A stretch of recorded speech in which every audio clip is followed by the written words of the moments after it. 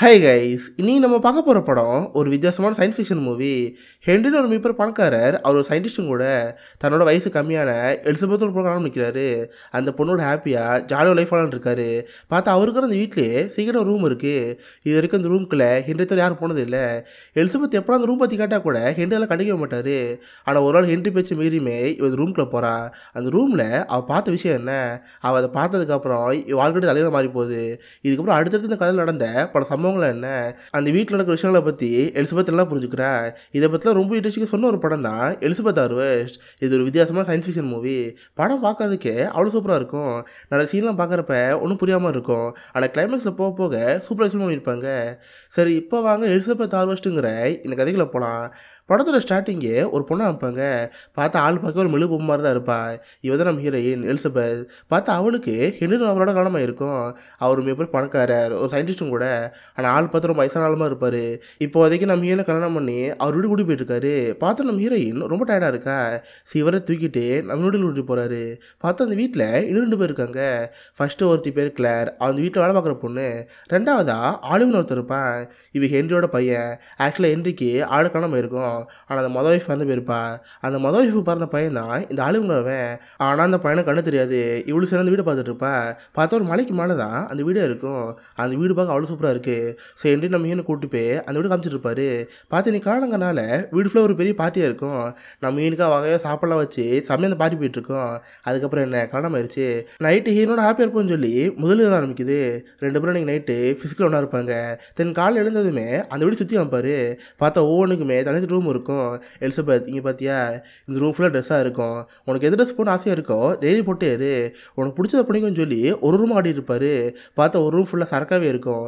இதெல்லாம் பார்த்து நம்ம ரொம்ப ஆச்சரியமாக இருக்குது. இவளுக்கு இருக்க சந்தேகம் என்னென்னா, நம்ம மீன் இருக்கால, இவ ஒரு சாதாரண பொண்ணு தான். ஆனால் ஹென்றி ஒரு மிகப்பெரிய பணக்காரரு. இவர் கல்யாணம் பண்ணிக்கணும்னு ஆசைப்பட்டாருன்னா எப்படி கூட பொண்ணை கல்யாணம் பண்ணிக்கலாம். ஆனால் ஏன் நம்மளை கல்யாணம் பண்ணாதுன்னு சொல்லி இவளுக்கு ஒரு கேள்வி இருக்கும். அவர் அந்த வீட்டில் இருக்கிற ஒரு ரூம் ஆடிட்டு இருப்பாரா. அப்போ சைடிலே பார்த்தா ஒரு ரூம் இருக்குது. அதில் இருந்து லைட் இருக்கிற மாதிரி தான் இருக்குது. ஆமாம் ஹென்றி, இதுன்னு ஒரு ரூமு.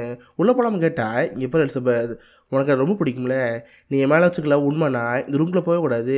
எக்காரத்தை கொண்டும் இந்த ரூம்குள்ளே நீ போகக்கூடாது. போகவே மாட்டேன் கேட்டால் கண்டிப்பாக போக மாட்டேன், நான் ப்ராமிஸ் பண்ணுறேன்னு சொல்லிட்டு சத்தியெல்லாம் பண்ணுவேன். இதில் எல்லாம் முடிஞ்சதுக்கப்புறம் வழக்கம் போல என்ன, அன்றைக்கி நைட் நம்ம ஹீரோவும் அந்த பொண்ணு ஒன்றா இருப்பாங்க. அப்போ ஹென்றி ஹீரோனை பார்த்து, இங்கே போகிற எலிசபெத், நாளைக்கு ஒரு பிஸ்னஸ் மீட்டிங் இருக்குது, 2 நாள் அதுக்கு வெளியே போகிற மாதிரி இருக்கும். நீ இந்த வீட்டை தனியாக இருக்கலாம் கேட்டால் எனக்கு தனியாக இருக்கணுமா, எனக்கு ரொம்ப பயமாக இருக்கும்.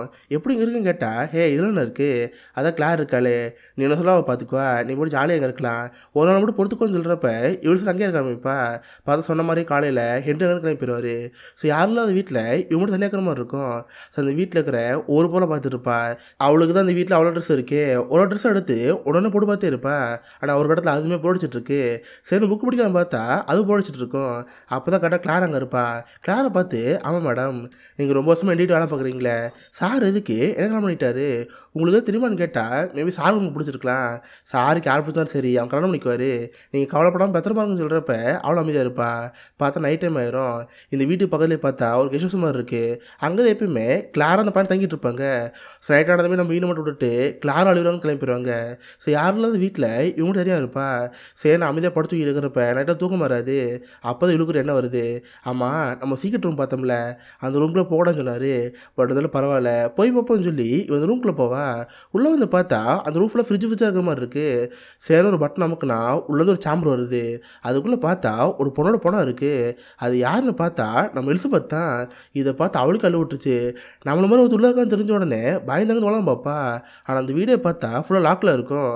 சரின்னு ஃபோன் எடுத்து போலீஸை கால் பண்ணலாம் பார்ப்பா. பட் பார்த்து சிக்னலே கிடைக்காம ஃபோனை போக முடிக்குது.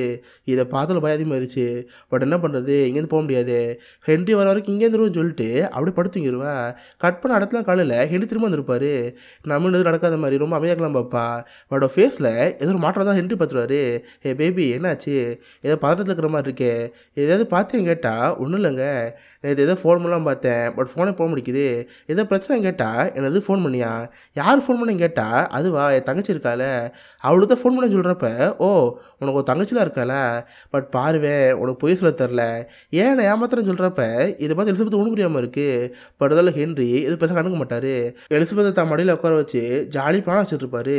இந்த நைட்னா 2 பேரும் ஒன்றா படுத்துக்கிட்டு இருப்பாங்க. ஆனால் ஹென்றி மட்டும் தனியாக இங்கே நடந்த புறமா தெரியுது. இவளுக்கு ஹென்றி மட்டும் சந்தேகமாக இருக்கே. சார் ஃபாலோ பண்ணிட்டு இவ பின்னாடி போயிட்டு இருப்பா. ஆனால் ஹென்றி பார்த்தா இவளுக்கு பின்னாடி இருப்பார். சடனாக பின்னாடி இருந்து வந்து, என்ன எலிசபெத், நீ என்கிட்ட போய் சொல்லியிருக்க, என்கிட்ட நடிச்சிருக்க, நீ எனக்கே தெரியாமல் ரூம் போயிருக்க, கரெக்டு தானே, நீ சாக போகிறேன்னு சொல்லி அவர் கையில் பார்த்து ஒரு பெரிய அருவா இருக்கும். அதை பார்த்தோன்னு எலிசபெத்துக்கு அள்ளு விட்டுச்சு. ஆள் ஊரா சாமின்னு சொல்லிட்டு அந்த வீடு ஓடலாம் பார்ப்பா. ஆனால் வீடு ஃபுல்லாக லாக்கில் இருக்குது. எங்கே போனே தெரியாமல் அவள் பாட்டு அங்கிட்டு ஓடிட்டு இருப்பா. ஆனால் ஹெண்டியெல்லாம் பார்த்து பயப்பட மாட்டார். அவர் பாட்டு கூலாக அந்த வீட்டுக்கு ஹாலில் உட்காந்துட்டு இருப்பார். இவ்வளோ பயந்து பயந்து ஒரு ஸ்டெப்பு நடந்து போயிட்டே இருப்பா. அவள் கரெக்டாக படிக்கட்டு அடியிலேருந்து ஒரு கை கீழே வருது. வேறு யாரும் இல்லை, ஹென்றி தான். எலிசபெத்தோட காலை பிடிச்சி எடுத்து கீழே தள்ளி விட்டு அறுவல் எடுத்து ஒரே போடு, நான் தான் சொன்னேன்ல நீ இந்த ரூமில் போயிடக்கூடாது, போய் தப்பு பண்ணுன்னு சொல்லிட்டு போட்டு பொழந்து கட்டுவார். பார்த்தா பீஸாக வெட்டி அவ்வளோதான். எலிசபெத் அங்கேயே மறைய சாலை. அவள் பணத்தை அப்படியே ஒரு கவரில் சுருட்டி அடுத்த நாள் காலையில் பார்த்தா அந்த வீட்டில் ஒரு கார்டன் இருக்குங்கள, அதில் குழி தோண்டி புதைக்காடு இருப்பார். அவர் கூடவே பார்த்தா ஆளு அந்த கிளார் இருப்பா. எல்லாம் முடிஞ்சதுக்கப்புறம் 3 பேர் உலகம் சாப்பிட்டு இருப்பாங்க. இவ்வளோ நம்ம நினச்சிட்டு இருந்தோம் அந்த கிளாருங்கிற பொண்ணு இந்த வீட்டில் வேலை பார்க்குறோம்னு நினச்சிட்டு இருந்தோம்ல. ஆனால் பார்த்து ஹென்றிட்டு சாதனை பேசிகிட்டு இருப்பா. ஹென்றி, நான் தான் சொன்னேன்ல இதெல்லாம் தேவையில்லை, பேசாமல் இதை விட்டுருங்கன்னு சொன்னால் அவர் கேட்க மாட்டார். இல்லை எனக்கு இது தேவை தான், இதை திரும்ப திரும்ப பண்ணுவேன்னு சொல்கிறப்ப அவருக்கு பிடிக்காமல் இருக்கும். இங்கே பாருங்கள், நம்ம இப்படியே பண்ணிட்டு இருந்தோம்னா பெரிய பிரச்சனை மாட்டிக்கும், போலீஸ்கிட்டலாம் போகுன்னு சொல்கிறப்ப எவன் வந்தாலும் பிரச்சனை கிடையாது, நான் அதை பண்ணுவேன்னு சொல்லி ஹென்றி அதை பண்ணிட்டே இருக்காரு. பட் நமக்கு தான் என்ன தெரியாமல் இருக்குது. பார்த்தா கிளாஸ் சொன்ன மாதிரியே கொஞ்ச நாள் சேர்ந்த வீட்டுக்கு லோகன் ஒருத்தர் வருவார். இவர் இந்த ஊரில் ஒரு போலீஸ் டிடெக்டிவ். இவருக்கு எலிசபெத் பற்றி நல்லாவே தெரியும் போல். அடிக்கடி ஹென்ரியை பார்த்து, ஆமாம் ஹென்றி, எலிசபெத் எப்படி இருக்காங்க, அவங்கள பார்க்காம கேட்டால், சார் அவர் ரொம்ப தலைவலிக்குது, அவர் ரூமில் இருக்கா, நாளைக்கு வந்து பாருங்க சொல்கிறப்ப, அப்படியா சரி நான் அடுத்த போய் பார்த்துக்கிறேன்னு சொல்லி அந்த போலீஸ் வந்து கிளம்பிடுறாரு. இந்த போலீஸ்கார் யார்? ஹென்றி எலிசபெத் கல்யாணம் பண்ணி 2 நாள் தான் ஆச்சு. ஆனால் அந்த போலீஸ்காருக்கு எப்படி எலிசபெத் பற்றி தெரியும்? இதெல்லாம் நமக்கு இப்போது தெரில, போப்போ தெரியும். இதோட சீன் கட் ஆயிடுது. கட் பண்ணால் நம்ம படத்தை ஸ்டார்டிங்கில் பார்த்தோம்ல அதே சீன் திரும்ப நடந்துட்டுருக்கு. பார்த்தா நம்ம எலிசபெத்துக்கும் ஹென்றி கல்யாணம் இருக்குது. 2 பேரும் ஜாலியாக காரில் அவங்க வீட்டுக்கு வந்துட்டுருக்காங்க. நம்ம ஸ்டார்டிங்கில் என்ன பார்த்தோமோ அது சீன் அப்படியே நடந்துட்டுருக்கு. பார்த்தா நம்ம ஹீரோயின் டயர்டாக இருப்பா. ஹென்ரியோட தூக்கிட்டு, பார்த்தியா இதான் வீடு, இங்கே இருக்க பார்த்தியா இவ தான் கிளாரு, இந்த வீட்டு வேலை பார்க்குற பொண்ணு, இவ இருக்கான் பார்த்தியா இவன் என் பையன் ஆலிவர், கண்ணு தெரியாது, சரி வாங்கன்னு சொல்லிட்டு சாப்பாடு ரெடி பண்ணி வச்சுருப்பாங்க. இவಳು சாப்பிட்டுட்டு என்னோட ஒன்றா இருப்பா. இத்தனை அடுத்த காலையிலுமே சேம் அதே மாதிரி தான். அந்த வீட்டில் ஒரு ரூமுக்கு கூட்டிகிட்டு போய், பார்த்தியா இதை ட்ரெஸ்ஸிங் ரூம், பார்த்தியா இது சரக்கடிக்க ரூமு, இந்த மாதிரி ஒரு ரூமும் காட்டிகிட்டு இருக்கிறப்ப அந்த சீக்கிரம் ரூம் அங்கே இருக்கும். வழக்கமாக அந்த பொண்ணு பார்த்துமே, இங்கே பாருமா எக்காரத்தை கொண்டும் இந்த பக்கம் வரக்கூடாது, நீ உள்ளே போகக்கூடாதுன்னு சொல்கிறப்ப கண்டிப்பாக நான் போக முடியாது சொல்லிட்டு இருப்பா. அப்புறம் என்ன, அந்த பொண்ணை கூப்பிட்டு போய் நல்லா கொஞ்சிட்டு இருப்பாரு. அவள் குலாப் ஜாமுன் விட்டு இருக்கிறப்ப இது கிளார் பார்த்தே இருப்பா. பார்த்தா கிளாருக்கு இதை பார்க்குறப்ப லைட்டாக ஒரு பராமரிக்க மாதிரி இருக்குது. அது போக கிளார் அடிக்கடி ஒரு மாத்திரை போட்டுட்ருப்பா. ஆக்சுவலாக கிளாருக்கு ஒரு ஹார்ட் டிசீஸ் இருக்கும். அதுக்கு அப்பப்போ பெயின் கிளர் மாதிரி டேப்லெட் போட்டுட்ருப்பா. இப்போ நைட் 2 ஒன்றா வந்துட்டு இருப்பாங்க. வேற என்ன, திரும்ப ஃபஸ்ட் நைட் தான். சரி எலிசபெத் ஒன்றா வந்துட்டு இருக்கிறப்ப எலிசபெத் இருக்கால, அவள் ரொம்ப தூக்கம் வர முடிக்குது. சரி சும்மா நைட்டு வீட்டில் நடந்து போயிட்டே இருக்கா. அப்போ தான் நைட்டு கிளாரை பார்ப்பா. கிளாரை பார்த்து பேசாமல் போகிறப்பே ஹென்றி அங்கே வந்துடுவார். எலிசபெத் இங்கே என்ன பண்ணிகிட்டு இருக்க, நைட்டு இந்த மாதிரி வெளியேறக்கூடாது, வா வந்து தூங்குன்னு சொல்லிட்டு அவளை படுத்து வச்சுருவார். அடுத்த நாள் எலிசபெத் பார்த்து, சரி எலிசபெத் எனக்கு ஒரு பிஸ்னஸ் மீட்டிங் இருக்குது, நான் போயிட்டு வந்துடுறேன், வரதுக்கு 2 நாள் ஆகுன்னு சொல்லிட்டு அந்த மனுஷன் வந்து போயிடுவாரா. சரி யாரெல்லாம் அந்த வீட்டில் இப்போதைக்கு இந்த எலிசபெத் தனியாக இருக்கா. பார்த்தா வழக்கம் போல அந்த கிளாரா ஆளி வரும். அவங்களுக்கு தனியாக ஒரு ரூம் இருக்கும்ல, அந்த ரூமில் படுத்துவங்க போயிடுவாங்க. சரி யாரெல்லாம் அந்த வீட்டில் இவங்க தனியாக இருப்பா. அந்த வீட்டில் இருக்கிற ஒரு ட்ரெஸ்ஸாக போட்டு பார்த்துட்டு இருப்பா. ரொம்ப போர் அடிக்குது. மனுஷங்க எல்லாத்துக்குமே ஒரு விஷயத்தை பணம் சொன்னால் தானே பணம் தோணும். அது மாதிரி எலிசபெத்துக்கு அந்த ரூம் போன தோணுது. சென்டி சொன்னது மீறியுமே இவன் அந்த ரூமுக்கு போவா. பார்த்தா ஆரம்பத்தில் பார்த்த மாதிரி அது ஃப்ரிட்ஜ் மாதிரி தான் இருக்குது. ஓப்பன் பண்ணி பார்த்தா ஒரு சாமர் மாதிரி இருக்கும். அதுக்குள்ளே பார்த்து இவ்வளோ மாதிரியே இன்னொரு பொண்ணு அங்கே இருக்கா. இதை பார்த்தோன்னா எலிசபெத் கல் விட்டுரும். பயந்து அவளை அங்கேருந்து ஓடலாம் பார்ப்பா. பட் அங்கே ஓட முடியாது, ஏன்னா ஃபுல் வீடு லாக்கில் இருக்குது. யாருக்காவது ஃபோன் பண்ணி பார்த்தா கூட ஃபோன் பண்ண முடியல. அதனால் பயந்து போன எலிசபெத் அங்கேயே படுத்துங்கிடுவா. பார்த்தா அதுக்கேற்ற மாதிரி அடுத்த நாள் காலையில் ஹென்றி திரும்ப வந்துடுவார். எலிசபெத்தை பார்த்து, என்ன எலிசபெத் ஏதாவது பிரச்சனையா, உன் மூஞ்சி வாடி போயிருக்குன்னு சொல்கிறப்ப அவள் பயத்தில் இருக்கால.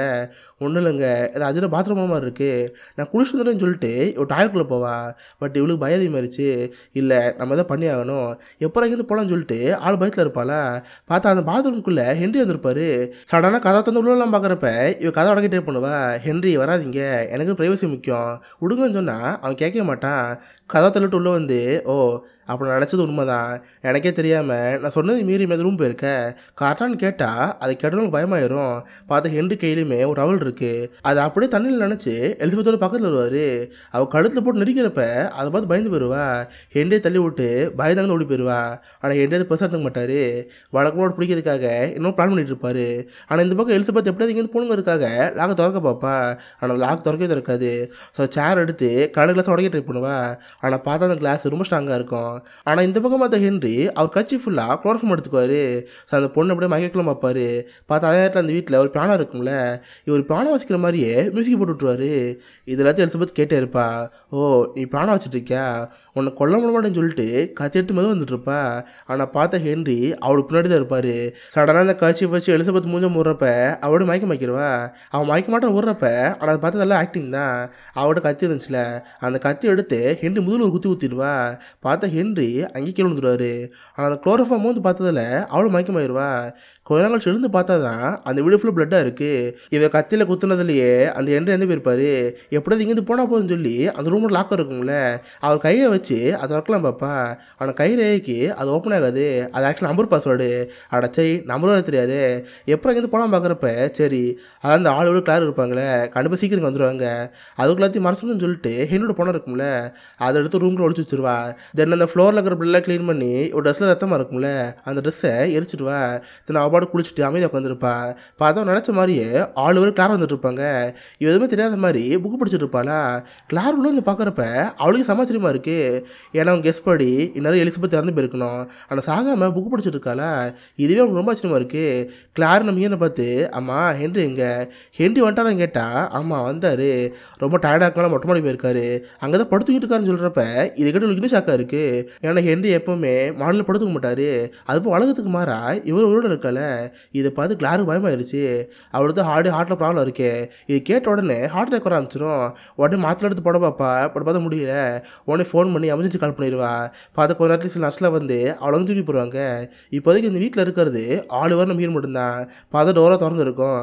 இதுதான் சரியான சான்ஸு. இங்கேருந்து போனால் போதுன்னு சொல்லிட்டு எலிசபெத் அங்கேருந்து போனால் பார்ப்பா.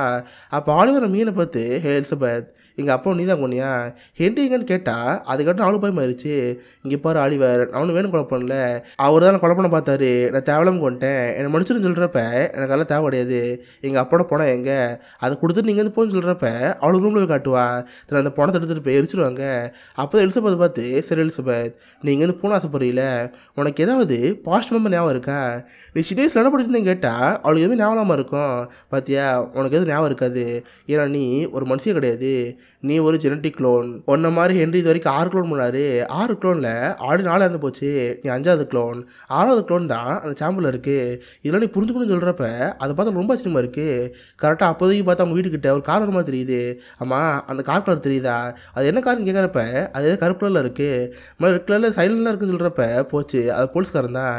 சரி நீ எதையும் காட்டிக்காத, ஹென்றி இருக்கும்போது ஆக்டிங் கூட சொல்கிறப்ப அவ்வளோ அமைதியாக இருப்பா.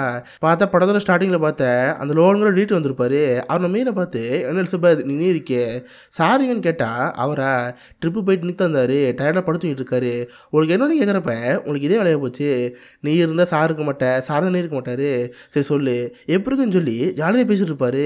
ஆனால் அந்த ஆளிவர் இருப்பால், அவர் பேசுகிறத கேட்டு அவர் பின்னாடி போயிட்டு இருப்பான். சடனாக ஷார்ட் கன் எடுத்து அந்த லோகனை போட்டு தள்ளிடுவான். இதை பார்த்து எலிசபெத் பயமாயிரும். நீ ஆளிவர் என்ன பண்ணி வச்ச, எதுக்கு இவரை கொண்டே கேட்டால் நீ பயப்படாத, இவர் எங்கள் அப்பாவை கூட்டு கலவானி, கரெக்டாக 3 வருஷம் முன்னாடியே ஒன்றுமே எலிசபெத் இங்கே இருந்தா, அவங்க தப்பிக்க போய் பார்த்தா இவர் தான் பிடிச்சி கொண்டு வந்து திரும்ப எங்கள் அப்பாட்ட கொடுத்தாரு, நீங்கள் இருந்தால் உடனே மாட்டி விட்டுருவாரு, அதான் குழப்பம் போச்சு, நான் சொல்கிறது கேட்டு நீ பண்ணுன்னு சொல்கிறப்ப இவ்வளோ சரின்ருப்பா. பார்த்தா அவர் பணத்தை எட்டு வந்து ஹென்றி எரிச்சாங்களே, அதில் போட்டு எரிச்சிருவாங்க. சரி நீங்கள் தப்பிச்சு போயிரு, உனக்கு தேவையான பணம் காசில் எடுத்துக்கோ, இங்கேருந்து போன்னு சொல்கிறப்ப அவளை எடுத்து வச்சுட்ருப்பா. அப்போ ஆலிவர் எலிசபெத் கிட்ட ஒரு டைரி தருவான். அது யாரோட டைரின்னு பார்த்தா கிளாரோட டைரி.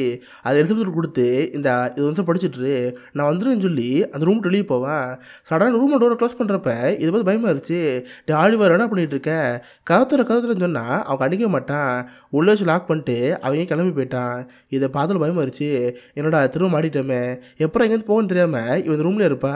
இவளுக்கு இப்போ வரைக்குமே இங்கே நடக்கலாம் பார்க்குறோம் நம்பவே முடியல, நம்ம யார், நம்ம எப்படி இங்கே இருக்கோம், ஆலிவர் சொன்ன மாதிரி நம்ம க்ளோன் தானா, ஹென்றி எதுக்கு நம்ம திரும்ப கொலை பண்ணிட்டு இருக்காரு, இந்த மாதிரி எந்த விஷயம் புரியாமல் இருக்குது.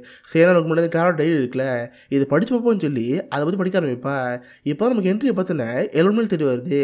ஆக்சுவலாக ஹென்றி இருக்கார்ல, இவர் மிகப்பெரிய பணக்கார சயின்டிஸ்ட்டு. இவருக்கு உண்மையாகவே எலிசபெத் பொண்டாட்டி இருந்தா அது நம்ம ஹீரோயின் தான்.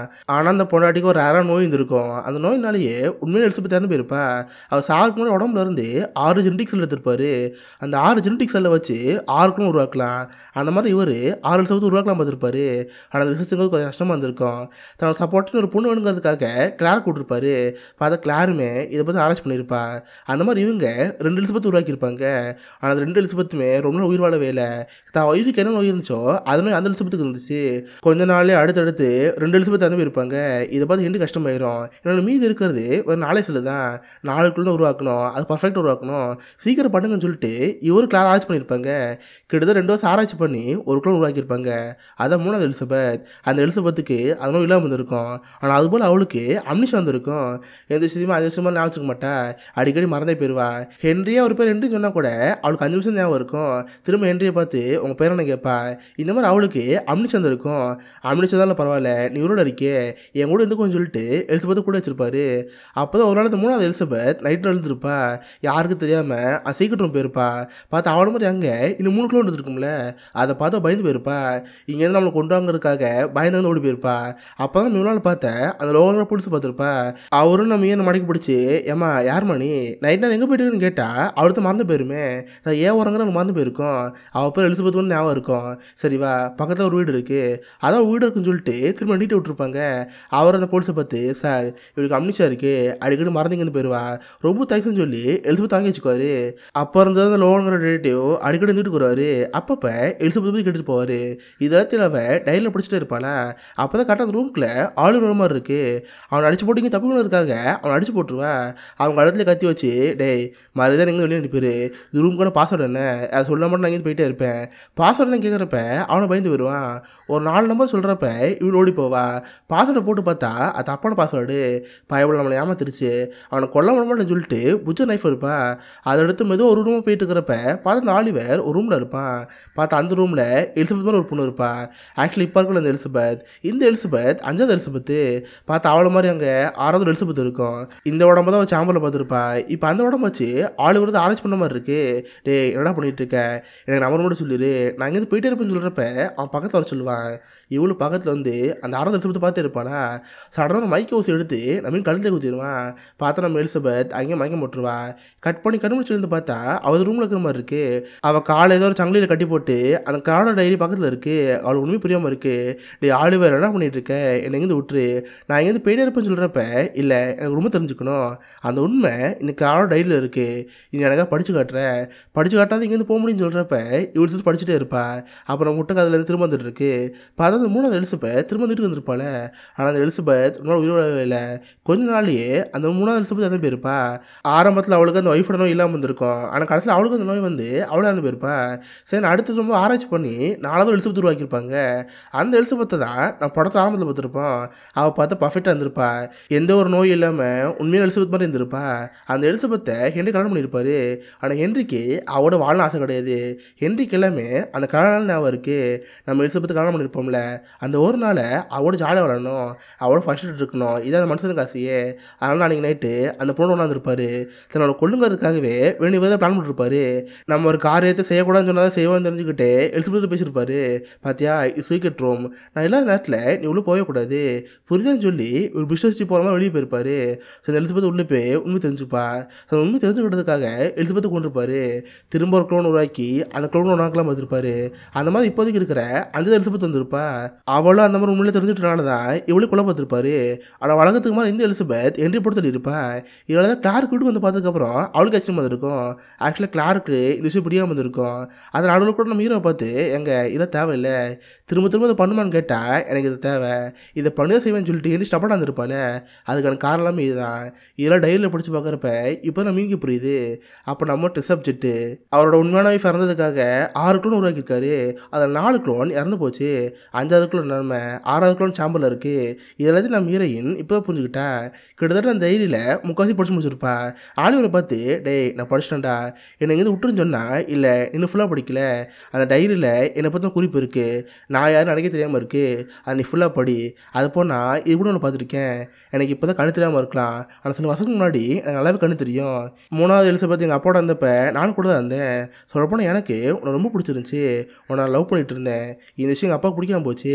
ஒரு நாள் எங்கள் அப்பா எலிசபெத் டார்ச்சர் பண்ணிட்டு இருந்தார். இதனால் கோவமான நான் எங்கள் அப்பாவை ஏற்றி கேட்டேன். ஸோ நெருப்பு எடுத்து என் கண்ணில் வச்சிட்டாரு. ஸோ அப்படின்னு கண்ணு தெரியாமல் போச்சு. எனக்கு அந்த என்ட்ரி பிடிக்காது. ஆனால் எனக்கே என்னை பற்றி உண்மையே தெரியாமல் இருக்குது. இந்த டைரி படித்து காட்டு, எனக்கு ஒரு முக்கியமான வேலை இருக்குது, நான் வந்துடுறேன்னு சொல்லிட்டு அந்த ரூம் லாக் பண்ணிட்டு போயிடுவேன். பார்த்து கிட்டத்தட்ட 2 நாட்களாக அவன் வரவே மாட்டான். சரி இவ்வளோ அந்த ரூமில் உட்காந்து கிளாரோட டைரி இருக்குல்ல, அந்த டைரியை படித்து பார்த்துட்டே இருப்பா. இப்போ தான் நமக்கு இந்த உண்மையில் தெரிய வருது. ஆக்சுவலாக கிளார் இருக்கால, கிளாருக்குமே ஹென்ரி மனு சின்ன லவ் வந்துச்சு. அந்த லவ்வுக்காக தான் அவர் கூட சேர்ந்து ஆராய்ச்சி பண்ணியிருப்பா. ஆனால் ஹென்ரி எப்பவுமே எலிசபெத் தான் படிக்கிட்டு இருப்பார். சரி இவ்வளோ பெருசாக கண்டுக்காமல் ஹென்ரி கூட இருந்திருப்பா. அப்போ தான் ஹென்ரி கூட இருக்கிற ஆலிவர் பற்றி படித்து பார்த்துருப்பா. நம்ம இன்னும் நினச்சிட்டு இருந்தோம் ஆலிவருங்கிறவன் அந்த மதவை எலிசபெத் இருக்கால, அவளுக்கு உண்மையாக பிறந்த பையன் நினச்சிட்டு இருந்தோம். ஆனால் ஆலிவர் உண்மையாக பிறந்த பையன் கிடையாது. ஆக்சுவலாக அவனுமே ஒரு க்ளோன் தான். உண்மையான எலிசபெத்லேருந்து இப்படி ஒரு 6 க்ளோன் உருவாக்குனாரோ அந்த மாதிரி ஹென்ரி அவருக்கு அவரே ஒரு க்ளோன் உருவாக்கிட்டாரு. அந்த க்ளோன் தான் இந்த ஆலிவர். அது ஹென்ரியோட சின்ன வயசு வருஷம் தான் இந்த ஆலிவர். இதெல்லாம் தெரிஞ்சு இவளுக்கு ஆச்சரியமாக இருக்குது. இதை பற்றி ஆலிவர் சொல்லலான்னு பார்த்தா அவன் வந்துருக்க மாட்டான்.